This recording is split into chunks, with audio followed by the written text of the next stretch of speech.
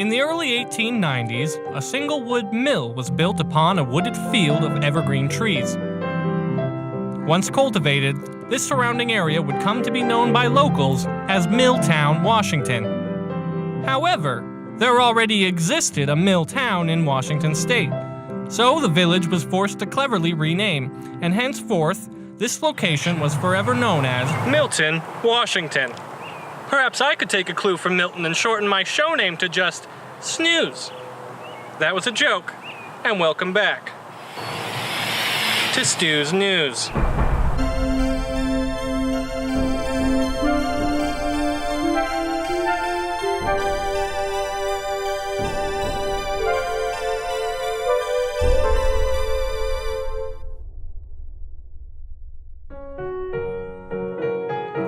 When finally put to a vote in 1907, Milton officially became a recognized town. 18 of the 64 people living there, however, voted against this incorporation and would have rather lived as a dirty tribe on their own. Since then, Milton has continued its tradition of having no real historical significance, now existing solely as a pit stop between its neighboring cities of Puyallup, Tacoma, and Federal Way. All that being said, what is it exactly that makes Milton, Milton? After all, it does take some pretty big balls to have your own Hollywood-esque town sign. Clearly something deeper must be going on here.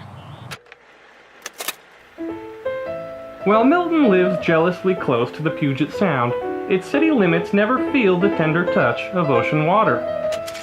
However, this wasn't the case 18,000 years ago. Where now there is Milton, there once was ice.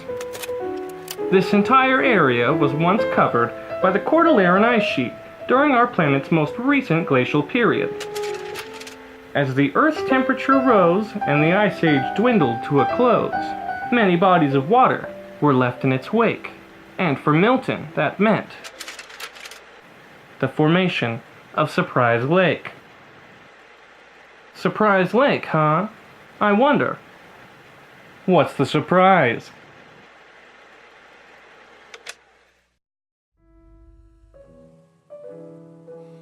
My camera operator Raoul and I decided to search the catacombs of Milton's library for any information pertaining to Surprise Lake or why it was named so.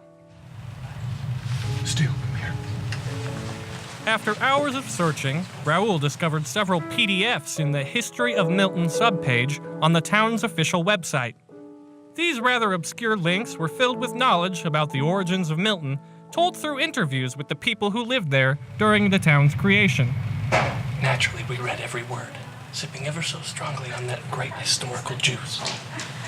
There were very few references to the lake in particular. The ones we did find, however, struck quite a chord. I think one reason all of those Finlanders settled there is because it was like the old country. Lots of green trees, lakes. My sister... Oh, again. One time, my sister put some newborn kittens in a gunny sack with a rock in the sack, and then gave me a quarter to drop them in the pond and drown them. In 1927, during spring vacation, the town suffered a major tragedy. The school lost 3 fifth-grade students. 2 drowned. It seemed obvious enough.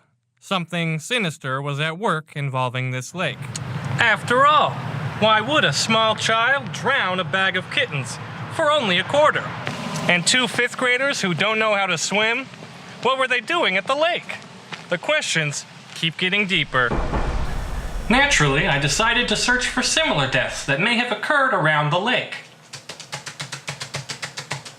On July 16th, 1956, the Ellensburg Daily Record reported that a young man was swimming by the docks when he sank suddenly. Naturally, Raoul and my team were stumped. Thank you. Assuming the locals might have some answers, we made our way to the Milton Tavern. The Milton Tavern stands on the edge of the town limits, bordering its neighbored town of Fife, an equally small villa. Many locals come here to sit back and relax. I'm sure someone in here will have some more information. Ahoy, newsman! So you want to know about Surprise Lake, do you? Well, be careful what you wish for. This town isn't what it seems. I can't talk right now, but here, take this. It's a website. Burn it when you're done reading. Delete your history and your data. Meet me at the docks at 8:45. All things will be revealed. Bro, can you get a shot from his angle to get my facial reactions? Can you say the line again about the lake, the speech, the whole one? No, it's fine. I'll just do it on my own.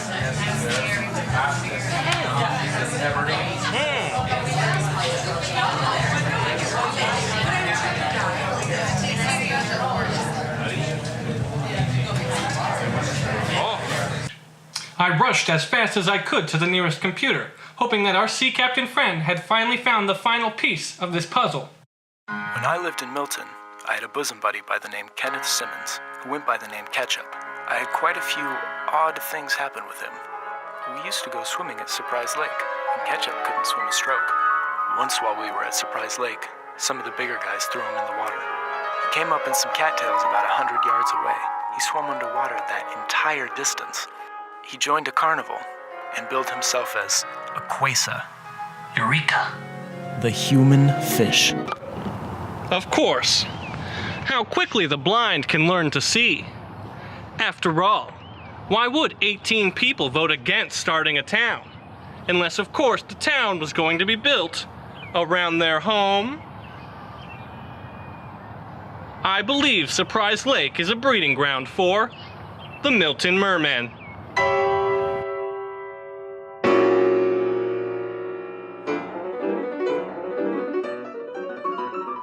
Think about it. Mysterious deaths, drowning a bag of kittens, a Quasa.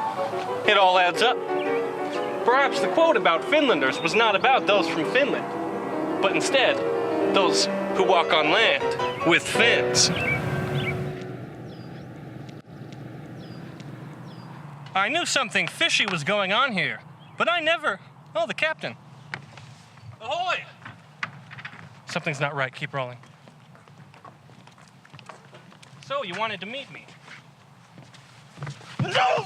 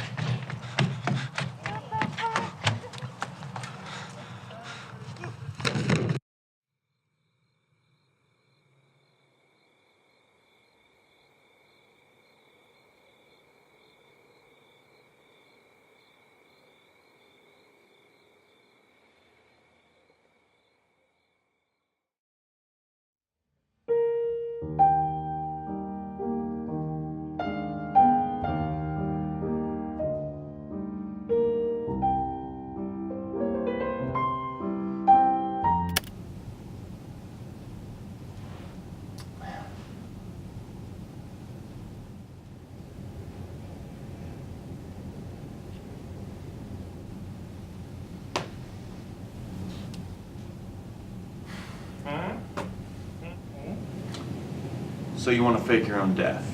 Of course. Then people will be more shocked when I'm alive in the next episode. A merman? Alive. If you make it something more realistic, like a bear attack rather than a merman, that's something I can sell. Of course. A bear wolf.